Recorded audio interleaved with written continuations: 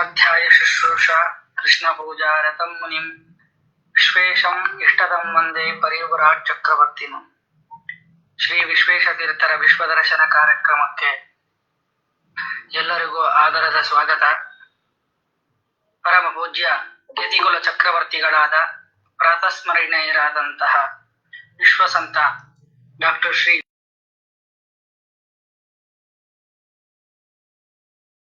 ಗುರುಗಳ ಜೊತೆಗಿನ ಅನೇಕ ವಿಶೇಷ ಅನುಭವಗಳನ್ನು ಹಂಚಿಕೊಳ್ಳಲು ಈ ದಿವಸ ನಮ್ಮೊಂದಿಗೆ ಪೂರ್ಣಪ್ರಜ್ಞ ವಿದ್ಯಾಪೀಠದ ವಿದ್ವಾಂಸರು, ಉತ್ತಮ ಉಪನ್ಯಾಸಕರಾದಂತಹ ಶ್ರೀಯುತ ಶಶಾಂಕ ಆಚಾರ್ಯರು ನಮ್ಮೊಂದಿಗೆ ಆಗಮಿಸಿದ್ದಾರೆ.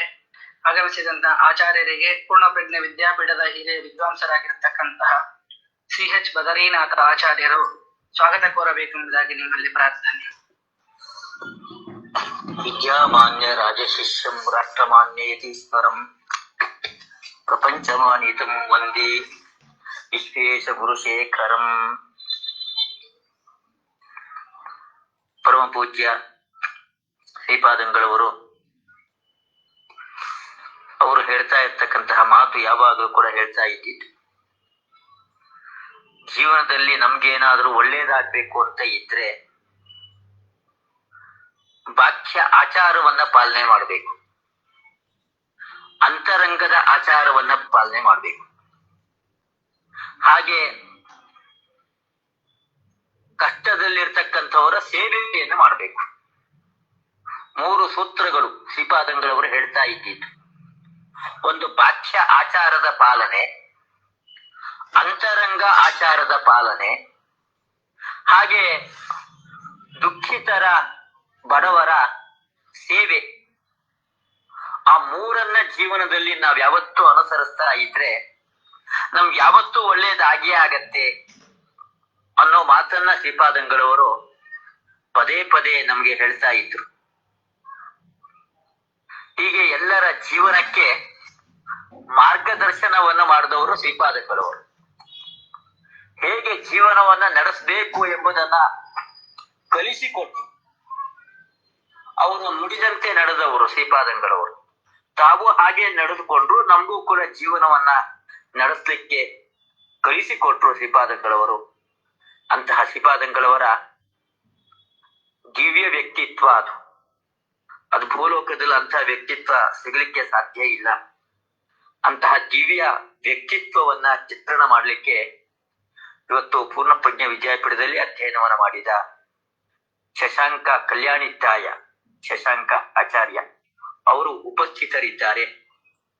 ಪೂರ್ಣಪ್ರಜ್ಞ ವಿದ್ಯಾಪೀಠದಲ್ಲಿ ನಮ್ಮ ಹಾಗೆ ಅವರು ಕೂಡ ವಿದ್ಯಾರ್ಥಿಗಳಾಗಿ ಅನೇಕ ವರ್ಷಗಳ ಕಾಲ ನ್ಯಾಯ ವೇದಾಂತ ಶಾಸ್ತ್ರಗಳ ಅಧ್ಯಯನವನ್ನ ಮಾಡಿದವರು ಶಶಾಂಕ ಆಚಾರ್ಯರು.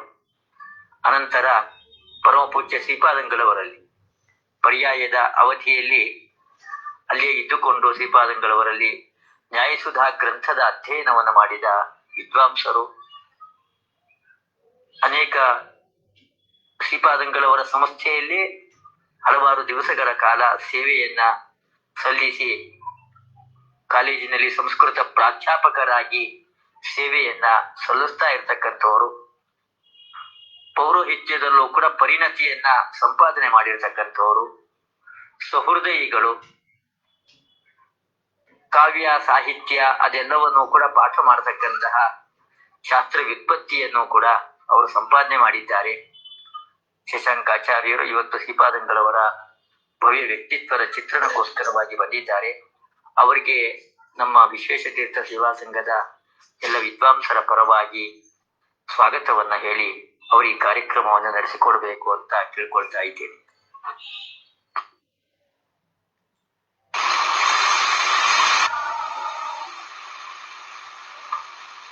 ಯೋಂತ ಪ್ರವಿಶ್ಯ ಮಮ ವಾಚಮಿಮಾಂ ಪ್ರಸುಪ್ತಾಂ ಸಂಜೀವಯತ್ ಅಖಿಲ ಶಕ್ತಿ ಧರಸ್ವದಾಂನ ಅನ್ಯಾಂಚ ಹಸ್ತ ಚರಣ ಶ್ರವಣತ್ವಗಾದಿ ಪ್ರಾಣಾನ್ನಮೋ ಭಗವತೆ ಪುರುಷಾಯ ತುಭ್ಯಂ. ಕಪಿಕಟಕದುರೀಣಃ ಕಾರ್ಮುಕನ್ಯಸ್ತಬಾಣಃ ಕ್ಷಪೀತ ದಿತಿಜ ಸೈನ್ಯಃ ಕ್ಷತ್ರಿಯೇಷ್ವಗ್ರಗಣ್ಯಃ ಜಲಧಿ ರಚಿತ ಸೇತುಃ ಜಾನಕಿ ದೋಷಹೇತುಃ ಪತಿಪತಿ ಗುಣ ಸಾಂದ್ರಃ ಪಾತು ಮಾಂ ರಾಮಚಂದ್ರಃ. ತಪಃ ಸ್ವಾಧ್ಯಾಯ ಶುಶ್ರೂಷ ಕೃಷ್ಣ ಪೂಜಾರಸಂ ಮುನಿಂ ವಿಶ್ವೇಶಂ ಇಷ್ಟದಂ ಒಂದೇ ಪರಿವ್ರಾಟ್ ಚಕ್ರವರ್ತಿನ. ಎಲ್ಲ ಗುರು ಹಿರಿಯರಿಗೂ ನನ್ನ ಸಹಪಾಠಿಗಳಿಗೂ ಹಾಗೂ ನನ್ನ ಕಿರಿಯ ಮಿತ್ರರಿಗೂ ಕೂಡ ಧನ್ಯವಾದಗಳನ್ನು ಮನಸ ಕೃತಜ್ಞತೆಗಳನ್ನು ಸಲ್ಲಿಸುತ್ತಾ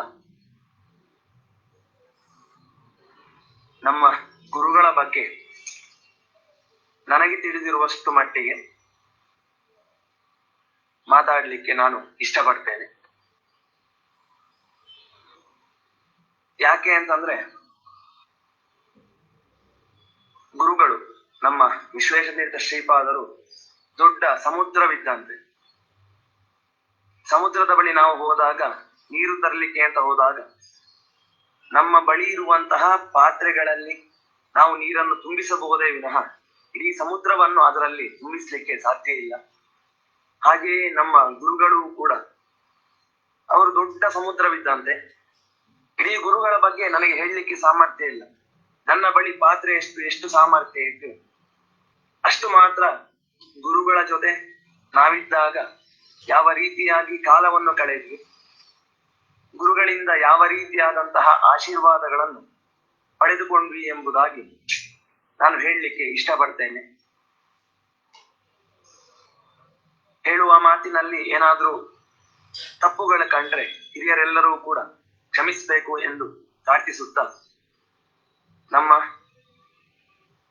ಗುರುಗಳಾದಂತಹ ವಿಶ್ವಪ್ರಸನ್ನ ತೀರ್ಥರ ಪಾದಕಮಲಗಳಲ್ಲಿ ಮನಸ ಸಾಷ್ಟಾಂಗ ಪ್ರಣಾಮಗಳನ್ನು ಸಲ್ಲಿಸುತ್ತಾ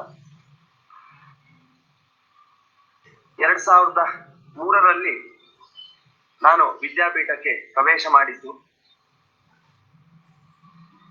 ವಿದ್ಯಾಪೀಠ ಅನ್ನೋದು ನಮ್ಮ ಊರಿನಲ್ಲಿ ಒಂದು 8 ರಿಂದ 10 ಜನ ವಿದ್ಯಾಪೀಠಕ್ಕೆ ಸೇರಿದ್ರು. ಅದರಲ್ಲಿ 3-4 ಜನ ಮಾತ್ರ ಸಂಪೂರ್ಣವಾಗಿ ಸುಧಾಮಂಗಳದ ತನಕ ಮುಗಿಸಿ ಆ ಗುರುಗಳ ಅನುಗ್ರಹವನ್ನು ಪಡೆದುಕೊಂಡಿದ್ದು. ಅದರಲ್ಲಿ ನಾನು ಒಬ್ಬ. ಇನ್ನು ನನ್ನ ಹಿರಿಯರು ಅಂತಂದ್ರೆ ರಾಘವೇಂದ್ರ ಬಾರಿತಾಯ ಹಾಗೂ KS ಪ್ರಸಾದ, ಅವರು ನಮ್ಮ ಊರಿನವರು, ಹಾಗೂ ಶೇಷಾದ್ರಿಯಣ್ಣ. ಇಷ್ಟು ಜನವು ಕೂಡ ನಮ್ಮ ಈ ಮೂಡಿಗೆರೆ ತಾಲೂಕಿನ ಸುತ್ತಮುತ್ತಲಿಂದ ವಿದ್ಯಾಪೀಠಕ್ಕೆ ಬಂದು ಅಲ್ಲಿ ಸಂಪೂರ್ಣವಾಗಿ ಸುಧಾಮಂಗಳ ಮುಗಿಸಿದಂತಹ ನನ್ನ ಹಿರಿಯರು. ಇನ್ನು ಗುರುಗಳ ಬಗ್ಗೆ ಹೇಳಬೇಕು ಅಂತಂದ್ರೆ ಸುಮಾರು 4ನೇ ತರಗತಿಯಲ್ಲಿ ಗುರುಗಳ ಅನುಗ್ರಹ ಅನ್ನುವಂಥದ್ದು 1, 2, 3ನೇ ತರಗತಿಯಲ್ಲಿ ನಾವು ಅವರೊಟ್ಟಿಗೆ ಹೆಚ್ಚು ಹೋಗ್ತಾ ಇರ್ಲಿಲ್ಲ. ಆದ್ರೆ 4ನೇ ತರಗತಿಯಿಂದ ಹೆಚ್ಚಾಗಿ ನಾವು ಎಲ್ಲಾ ಪರೀಕ್ಷೆಗಳನ್ನು, ಸ್ವಾಮೀಜಿಯ ಪರೀಕ್ಷೆಗಳನ್ನು ಸಂಚಾರದಲ್ಲಿಯೇ ಕೊಟ್ಟದ್ದು ನಮಗೆ ಒಂದು ಇತಿಹಾಸ.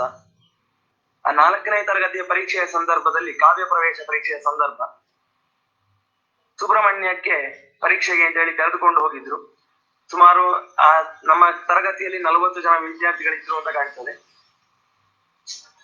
ಎಲ್ಲರನ್ನು ಪರೀಕ್ಷೆಗೆ ಕರ್ಕೊಂಡು ಹೋಗಿ, ಒಂದು ವೇಳೆ ಇಲ್ಲಿ ಸುಬ್ರಹ್ಮಣ್ಯದಲ್ಲಿ ಎಲ್ಲರಿಗೂ ಪರೀಕ್ಷೆ ಆಗ್ಲಿಲ್ಲ ಅಂತಂದ್ರೆ ಅಲ್ಲಿಂದ ಉಡುಪಿಗೆ ಕರ್ಕೊಂಡು ಹೋಗಿ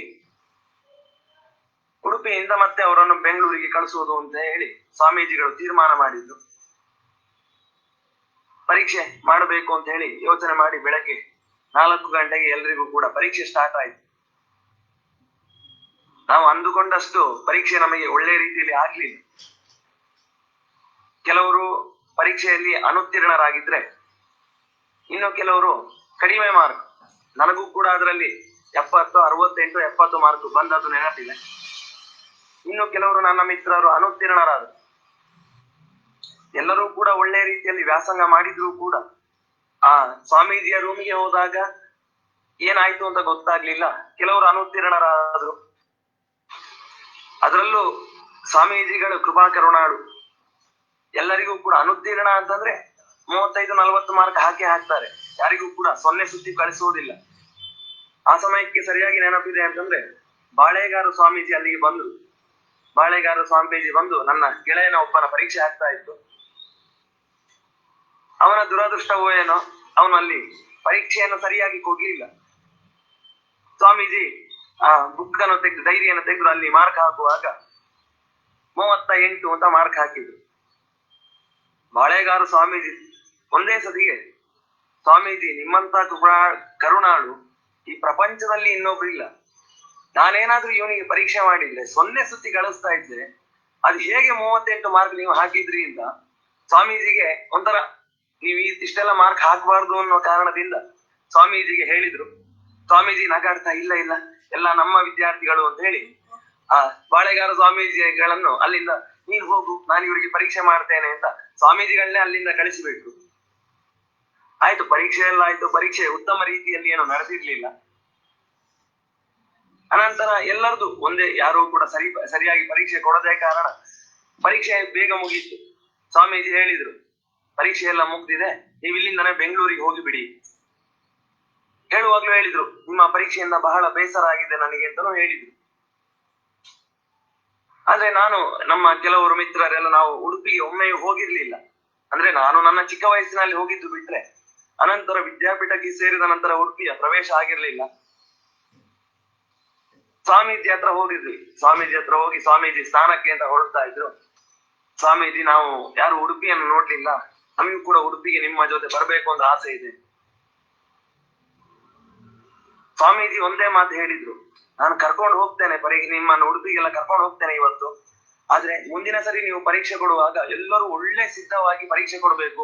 ಈ ಸತಿಯ ನಿಮ್ಮ ಪರೀಕ್ಷೆ ನನಗೆ ಸಮಾಧಾನ ಆಗ್ಲಿಲ್ಲ ಅಂತ ಹೇಳಿ ಅವರು ಕೋಪದಲ್ಲಿ ನಮ್ಮನ್ನು ಬೆಂಗಳೂರಿಗೆ ಕಳಿಸ್ಬೋದಿತ್ತು. ಆದ್ರೆ ನಮ್ಮ ಮೇಲಿನ ಪ್ರೀತಿಯಿಂದ ಗುರುಗಳು ಅಂದಿನ ದಿನ ನಮ್ಮನ್ನು ಉಡುಪಿಗೆ ಕರ್ಕೊಂಡು ಹೋಗಿ 2 ದಿನ ಉಡುಪಿಯಲ್ಲೇ ಎಲ್ಲ ನಮ್ಮನ್ನು ಸುತ್ತಾಡಿಸಿ ಅನಂತರ ಪುನಃ ನಮ್ಮನ್ನು ಬೆಂಗಳೂರಿಗೆ ಕಳಿಸಿದ್ರು. ಇದು ನಮ್ಮ ಸುಮಾರು 4ನೇ ತರಗತಿಯಲ್ಲಿ ಆದ ಘಟನೆ. ಇನ್ನು ಗುರುಗಳ ಬಗ್ಗೆ ನಮಗೆ ಇನ್ನು ತಿಳಿದಿದ್ದು ಅಂತಂದ್ರೆ 9ನೇ ತರಗತಿಯಲ್ಲಿ ತತ್ವೋದ್ಯೋತ ಪರೀಕ್ಷೆ. ಗುರುಗಳು ನನ್ನ ಮೇಲೆ ಸಂಪೂರ್ಣವಾಗಿ ಆಶೀರ್ವಾದವನ್ನು, ಅನುಗ್ರಹವನ್ನು ನೀಡಿದಂತಹ ಪರೀಕ್ಷೆ ಅಥವಾ ನೀಡಿದಂತಹ ಸಮಯ ಅಂತ ಹೇಳಿ ಹೇಳ್ಬೋದು. ಯಾಕೆ ಅಂತಂದ್ರೆ ತತ್ವೋದ್ಯೋತ ಪರೀಕ್ಷೆ ಎಲ್ಲರೂ ಕೂಡ ನಮ್ಮ ತರಗತಿಯ ಎಲ್ಲರೂ ಕೂಡ ಒಳ್ಳೆಯ ರೀತಿಯಲ್ಲಿ ಪರೀಕ್ಷೆಯನ್ನು ಕೂಡ ನೀಡಿದ್ವಿ. ಉಡುಪಿಯಿಂದ ನಾವು ಪುನಃ ಬೆಂಗಳೂರಿಗೆ ಹೊರಡಬೇಕಾಗಿತ್ತು. ಆ ಏಕಾದಶಿ ದಿನ ಬೆಳಿಗ್ಗೆ ಸ್ವಾಮೀಜಿ ಹೇಳಿದ್ರು, ಮಾರನೇ ದಿನ ದ್ವಾದಶಿಯ ದಿನ ಅನಂತಕೃಷ್ಣ ಅಡಿಗರ ಮನೆಯಲ್ಲಿ ಪೂಜೆ ಇದೆ, ಆ ಪೂಜೆಯನ್ನು ಮುಗಿಸಿ ಎಲ್ಲರೂ ಊಟವನ್ನು ಅಲ್ಲಿ ಮಾಡಿ ಅಲ್ಲಿಂದ ನೀವೆಲ್ಲ ಬೆಂಗಳೂರಿಗೆ ಹೊರಡಿ ಅಂತ ಸ್ವಾಮೀಜಿ ಹೇಳಿದ್ರು. ಹೇಗೂ ನಾವು ಶಿರಾಡಿ ಘಾಟಿಯ ಮೇಲೆ ಬೆಂಗಳೂರಿಗೆ ಬರುವಂತವ್ರು, ಚಾರ್ಮಾಡಿ ಘಾಟಿಯ ಮೇಲೆ ಬಂದಾಗ ನನ್ನ ಮನೆ ಸಿಕ್ಕೇ ಸಿಗ್ತದೆ. ಹಾಗಾಗಿ ನಾನು ಸ್ವಾಮೀಜಿ ಹತ್ರ ಹೋಗಿ ಕೇಳಿದೆ, ಸ್ವಾಮೀಜಿ ಎಲ್ಲ ನನ್ನ ಸಹಪಾಠಿಗಳನ್ನ ಹೋಗುವಾಗ ಚಾರ್ಮಾಡಿ ಘಾಟಿಯ ಮುಖಾಂತರ ನನ್ನ ಮನೆಗೆ ಕರ್ಕೊಂಡು ಹೋಗಿ ಮಧ್ಯಾಹ್ನದ ಫಲಹಾರ ವ್ಯವಸ್ಥೆಯನ್ನು ಮಾಡಿ ಅಲ್ಲಿಂದ ನಾವು ಬೆಂಗಳೂರಿಗೆ ಬರ್ತೇವೆ ಅಂತ ಹೇಳಿದೆ. ನನ್ನ ಜೀವನದಲ್ಲಿ ಆಶೀರ್ವಾದವನ್ನು ಗುರುಗಳು ಅವರಾಗಿಯೇ ನೀಡಿದ್ದು ಅಂತಂದ್ರೆ ತಕ್ಷಣ ನಾನು ಆ ರೀತಿಯಾಗಿ ಕೇಳಿದ ತಕ್ಷಣ ಸ್ವಾಮೀಜಿ ಹೇಳಿದ್ರು, ನನ್ನನ್ನು ಕರೆಯುವುದಿಲ್ವಾ, ನಾನು ಬರ್ತೇನೆ ನಿನ್ನ ಮನೆಗೆ ಅಂತ ಹೇಳಿ ಸ್ವಾಮೀಜಿ ಆ ಕ್ಷಣದಲ್ಲಿ ಹೇಳಿದ್ರು. ಒಮ್ಮೆ ನಾನು ತಬ್ಬಿಬ್ಬಾದೆ, ನನಗೆ ಏನ್ ಹೇಳ್ಬೇಕು ಅಂತ ಗೊತ್ತಾಗಿಲ್ಲ. ಇಡೀ ಭಾರತದಲ್ಲೇ ಪೂಜಿಸುವಂತಹ ಗುರುಗಳು ಅವರಾಗಿನೇ ನಾನು ನಿನ್ನ ಮನೆಗೆ ಬರ್ತೇನೆ ಅಂತ ಹೇಳಿದ್ರೆ ಯಾರೂ ಕೂಡ ಇಲ್ಲ ಅಂತ ಹೇಳಲಿಕ್ಕೆ ಸಾಧ್ಯ ಇಲ್ಲ. ನಾನು ಗುರುಗಳ ಹತ್ರ ಹೇಳಿದೆ, ಸರಿ ಸ್ವಾಮಿ ನೀವು ಬರ್ತೇನೆ ಅಂತಂದ್ರೆ ಅದಕ್ಕಿಂತ ಇನ್ನೊಂದು ದೊಡ್ಡ ಆಶೀರ್ವಾದ ಅನ್ನುವಂಥದ್ದು ನಮ್ಮ ಮೇಲೆ ಇರ್ಲಿಕ್ಕೆ ಸಾಧ್ಯವೇ ಇಲ್ಲ. ಹಾಗಾಗಿ ನಿಮ್ಮ ನಿರೀಕ್ಷೆಯಲ್ಲಿ ನಾವಿದ್ದೇ ಇರ್ತೇವೆ, ಬರ್ತೇವೆ ಅಂತ ಹೇಳಿ ಸ್ವಾಮೀಜಿ ಏಕಾದಶಿಯ ದಿನ ನಮಗೆ ಹೇಳಿದ್ರು. ಸ್ವಾಮೀಜಿ ಹೇಳಿದ್ರು, ನಾನು ನಮ್ಮ ತಂದೆಗೆಲ್ಲ ಫೋನ್ ಮಾಡಿ, ಇಲ್ಲ ಈ ತರ ಸ್ವಾಮೀಜಿಯವರು ಬರ್ತಾ ಇದ್ದಾರೆ, ಮಧ್ಯಾಹ್ನ ಫಲಹಾರದ ವ್ಯವಸ್ಥೆ ಸ್ವಾಮೀಜಿಗೆ ನಮ್ಮ ಮನೆಯಲ್ಲಿ ಫಲಹಾರ ಮಾಡಿ ಅನಂತರ ಬೆಂಗಳೂರಿನಲ್ಲಿ ಸಾಯಂಕಾಲ 6:30 ಅಷ್ಟೊತ್ತಿಗೆ ಒಂದು ಕಾರ್ಯಕ್ರಮ ಇದೆ, ಅದಕ್ಕೆ ಅವ್ರು ಹೋಗ್ಬೇಕು ಅಂತ ಹೇಳಿ ನಾನು ನಮ್ಮ ತಂದೆ ಹತ್ರ ಹೇಳಿದೆ. ನಮ್ಮ ಮನೆಯಲ್ಲಿ ಎಲ್ಲ ಕಡೆಯೂ ಕೂಡ ಸಡಗರ. ಉಜಿರೆಯಿಂದ ನಮ್ಮ ಸಂಬಂಧಿಕರು ಒಂದಷ್ಟು ಜನ ಇದ್ರು, ಎಲ್ಲರೂ ಕೂಡ ಒಂದೇ ದಿನದಲ್ಲಿ ನಮ್ಮ ಮನೆಗೆ ಜಮಾಯಿಸಿದ್ರು.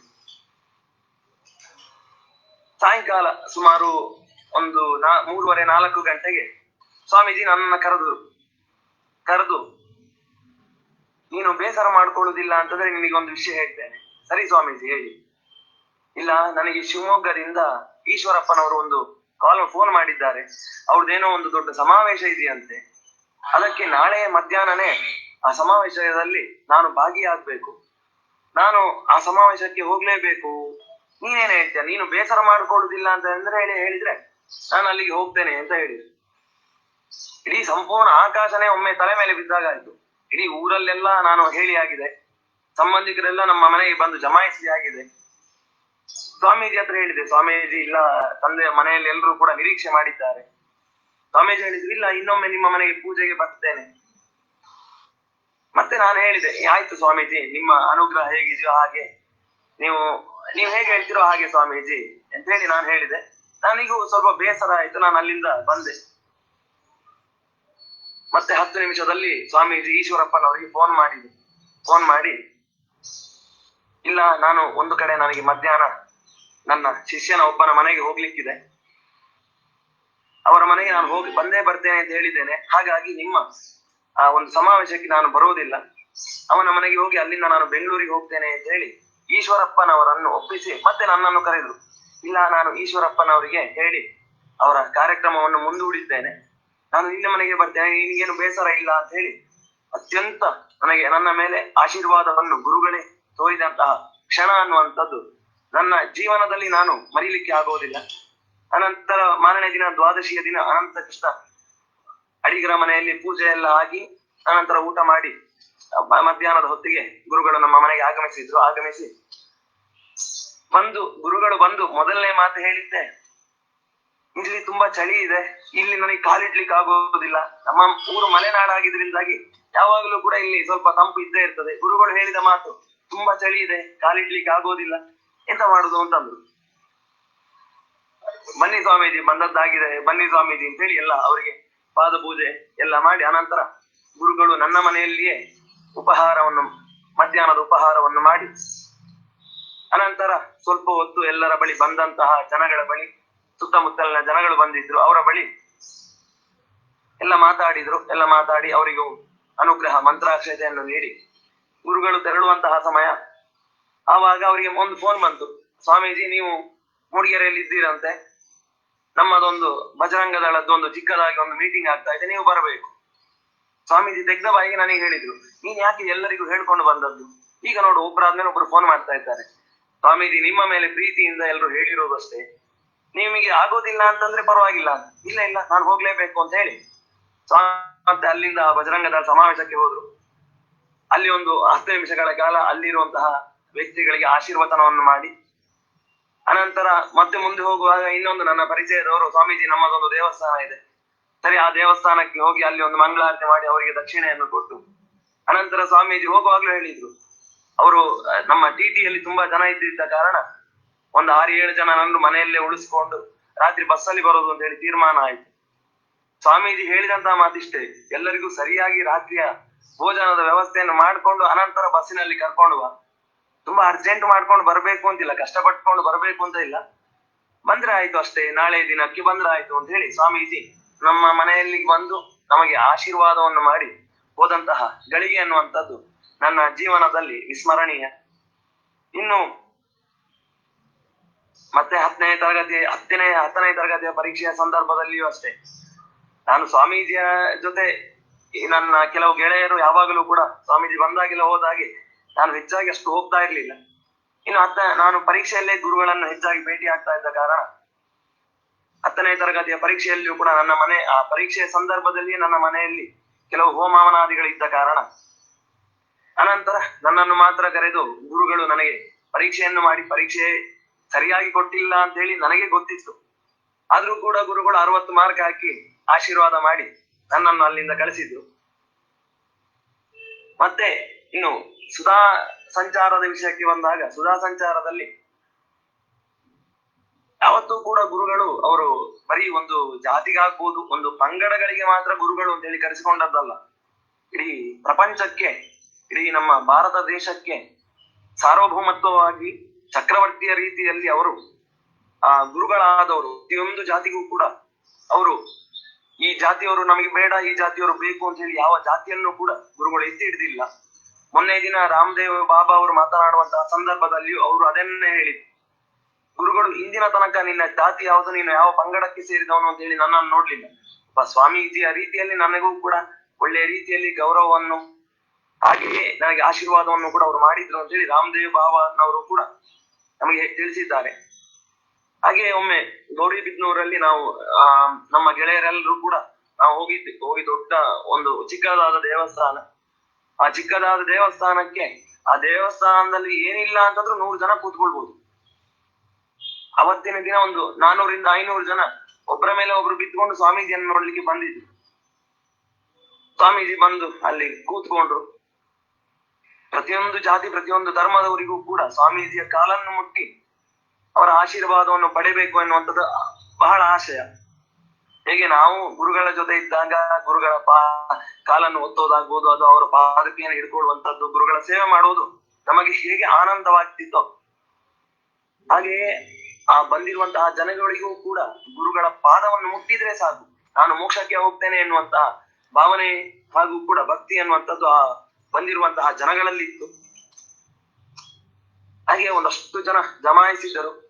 ಆ ಜಮಾಯಿಸಿದ ಜನ ಎಲ್ಲರೂ ಕೂಡ ಗಂಡಸರಾಗ್ಬೋದು, ಹೆಂಗಸರಾಗ್ಬೋದು, ಮಕ್ಕಳು, ಹೆಣ್ಣು ಮಕ್ಕಳು ಎಲ್ಲರೂ ಕೂಡ ಗುರುಗಳ ಪಾದವನ್ನು ಹಿಂದಿನಿಂದ ಹಿಡಿದು ಮುಂದಿನ ತನಕ ಮುಟ್ಟಿ ಆ ಗುರುಗಳಿಗೆ ನಮಸ್ಕಾರ ಮಾಡ್ತಾ ಇದ್ರು.